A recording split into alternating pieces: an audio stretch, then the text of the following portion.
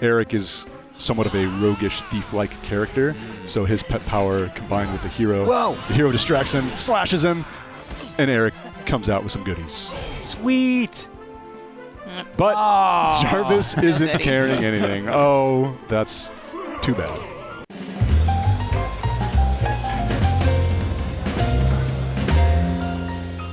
Hello, my friends, and welcome back to PlayStation Underground. On today's show, we are playing Dragon Quest XI Echoes of an Elusive Age. Yeah. Coming to PS4 on September 4th. I'm one of your hosts, and I'm joined by Neil and Samantha from Square Enix. Friends, welcome to the program. Thank you so much for having us. It's a pleasure to be here. Of course. Neil, welcome back to the program for you, I should say. Samantha is guiding us through a dungeon in Dragon Quest XI. There's a lot to talk about in this game. Neil, do you want to kick us off to kind of orient us in the grand mythos of Dragon Quest? Absolutely. So at this point, we have entered a dungeon called the Cryptic Crypt. And this actually takes place not long after a gameplay demo that we showed a couple weeks back. If you want to watch that, you can go to PlayStation's YouTube account and check it out. Why, thank you for that plug. Absolutely. And I guess we should mention at the top of the show, you said that there's going to be some light spoilers for the beginning of the game in this demo. Yes. So if you want to go in media blind, well, I suppose you're just going to have to pause this program for a couple months. There's some light story spoilers. It is still very, very early in the game. Right. At this point, the only official party members are the main character, the hero. You can name him anything you want. We've been incredibly creative and called him 11. You are very creative. We do what we can. And he is joined by Eric, who you kind of see how he joins the hero in that video that I was talking about on PlayStation's YouTube account. Second plug in rapid succession. This whole time we're just going to be plugging the YouTube channel.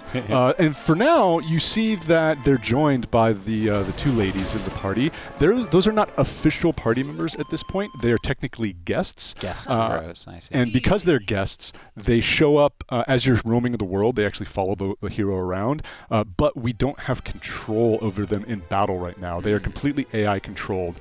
But eventually, they might join the party, and at which point we would be able to give them commands in battle. But who's to say? Who's to say what happens in the future?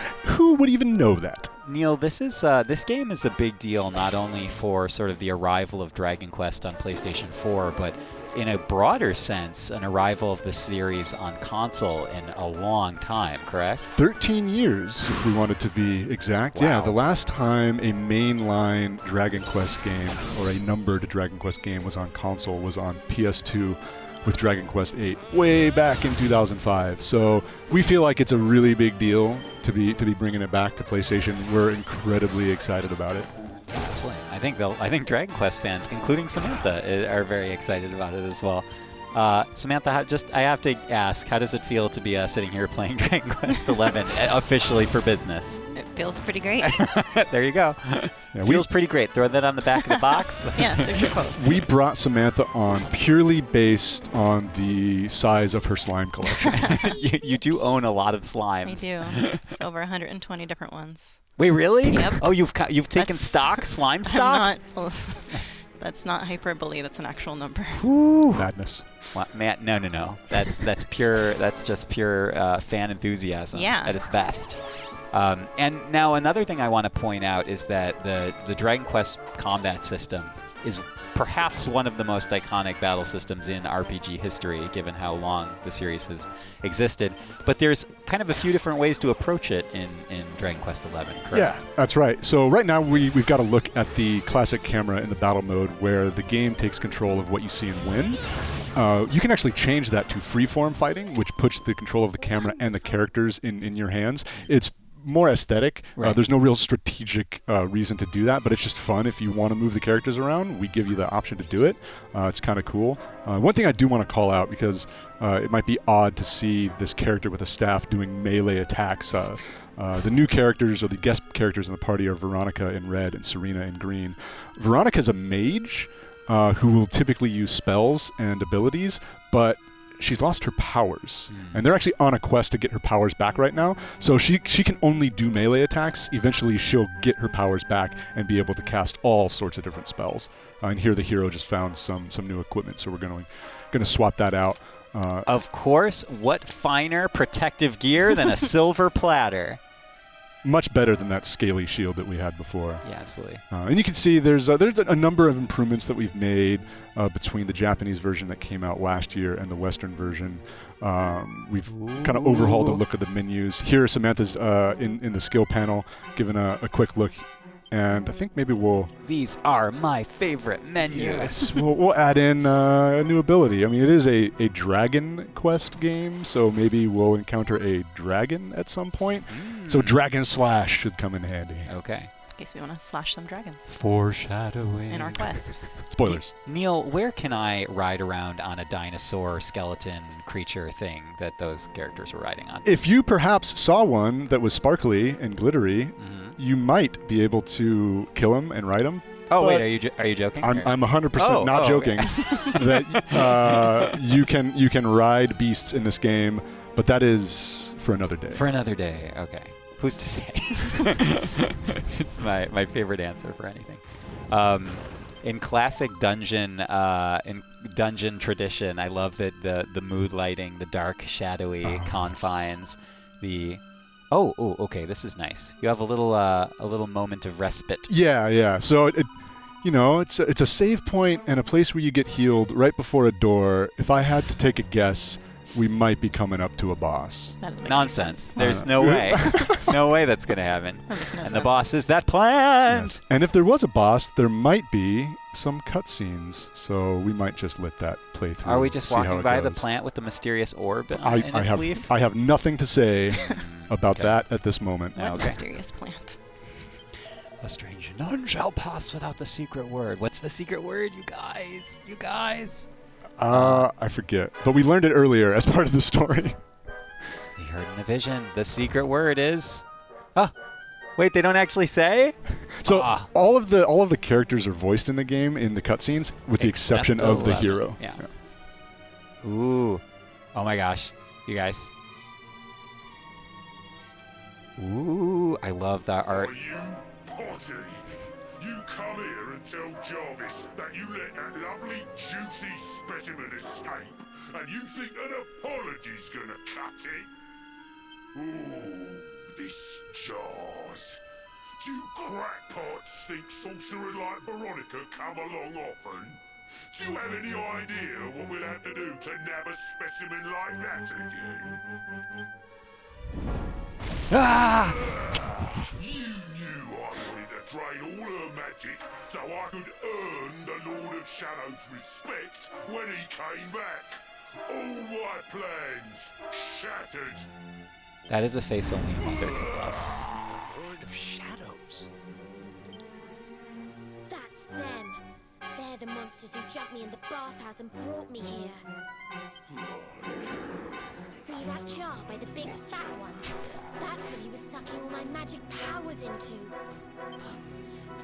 Then I guess we'd better figure out how to get them back. The answer is combat.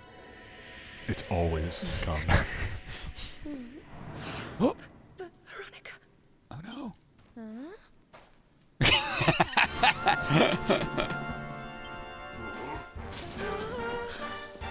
Oh, smashing.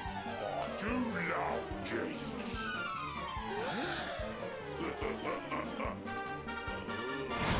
Especially when they bring me presents. If it isn't the one that got away. Talk about it in the Jackbox. Yeah, just sit tight while we suck every ounce of magic out of you. Boys, this lot I've earned VIP treatment. Get cracking. Looks like we'll be fighting our way out of this one whether we like it or not. Oh gosh.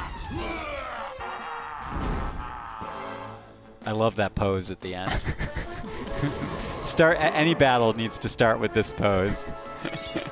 Yeah, I love any boss fight that talks with a little bit of trash talk. Yeah, absolutely. Now, in the grand scheme of things, how hard is this fight gonna be? Are we like at risk of game overing right here, Neil? With Samantha in control, there's no chance whatsoever that we could possibly lose. Never. Okay. We did want to come and show you guys something special. So this is actually the first boss fight that we've shown off. It's also the first boss fight in the game. And this is the first time that we've really shown Serena and Veronica in action. Well, we appreciate having you on the program to show it off. Absolutely. So you hear, you can kind of see Veronica and Serena doing their thing. As I mentioned before, they are completely controlled by the AI at this point, but they're pretty helpful. So they'll Serena's a more defensive support character, so she'll cast buffs and heal. Here we see Eric just went into pep mode, and that opens up a bunch of new abilities, which Samantha's checking out in the menu there. Let's go ahead and do Itemized Kill. So Itemized Kill is pretty neat because you end up with an item if you're lucky at the end of it. Eric is somewhat of a roguish thief-like character, so his pet power combined with the hero. Whoa. The hero distracts him, slashes him, and Eric comes out with some goodies. Sweet! But Jarvis isn't carrying anything. Oh, that's too bad. But there's a ton of those the pet powers in the game, and each one has a unique animation that goes along with it. It's Prep really cool. or pep? Pep. Our audio team is gonna love all the popping in this one. Takes a deep breath. He's getting even bigger. Yes, and that's basically him prepping for an attack. So his next attack is going to do more damage than it actually does. Fortunately, we got Serena to give us the heals. Thanks, Serena. We'll send you a present afterwards. Sleeper hit. Yeah. Oh, I get it. Sleeper hit. Puts them to sleep. Mm-hmm. There you go. And you're hitting them.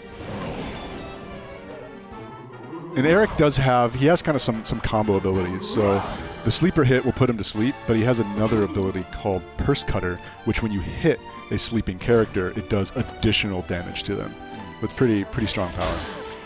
Tell me a little bit about how the main character fits into the strategy of combat in this, because it seems like there's at least a certain degree of customization that a player can have on how the main hero plays. Is that the case, or is he gonna always be a fighter or something? Oh, absolutely. So he's kind of a jack of all trades, and as we saw with the skill panel, there are various branching paths you can take. So depending on the route that you take with him will kind of depend how he functions in battle. He has a bunch of melee attacks. He can use two different types of weapons, one-handed swords and two-handed swords. But then he has a ton of magic at his disposal as well. So if you want to just turn him into more of a magic caster, you can absolutely do that.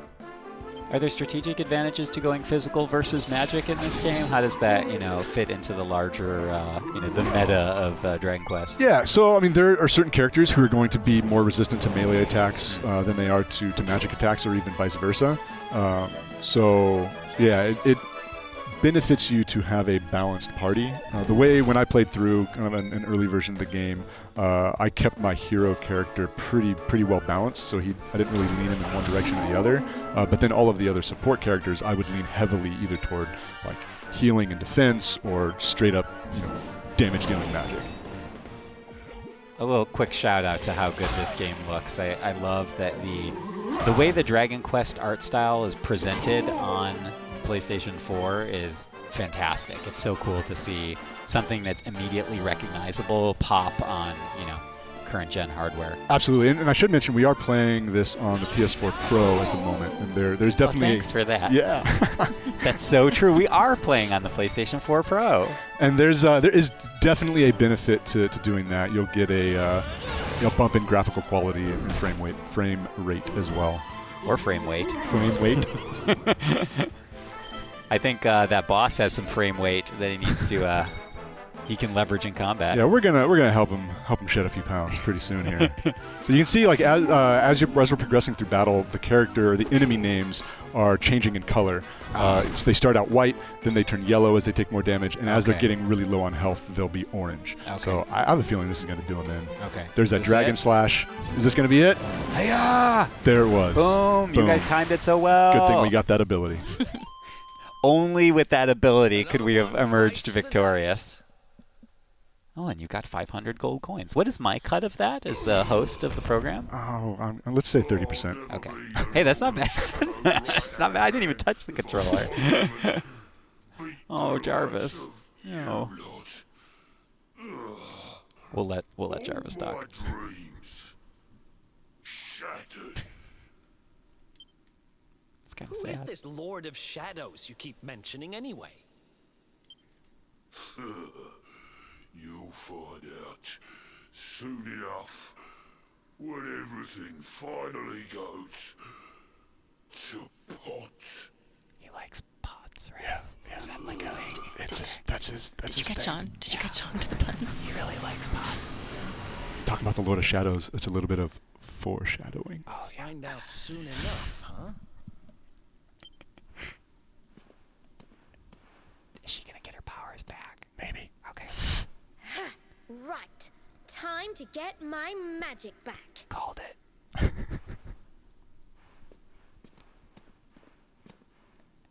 I hope it's not a trap. Huh? She's so cute. Whoa! Whoa!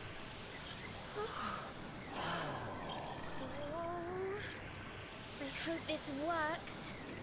Me too.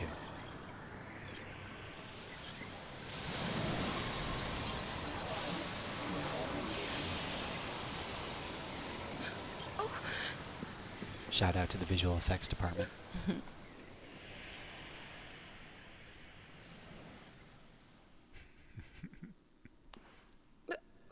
You look just the same.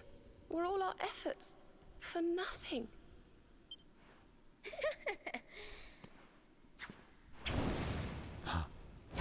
Wow! No need to worry on that front.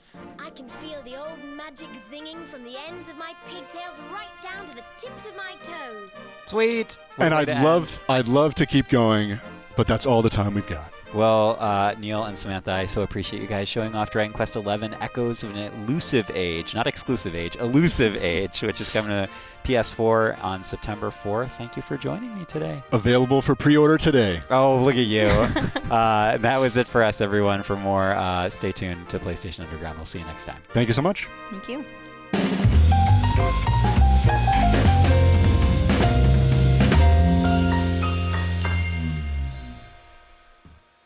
PlayStation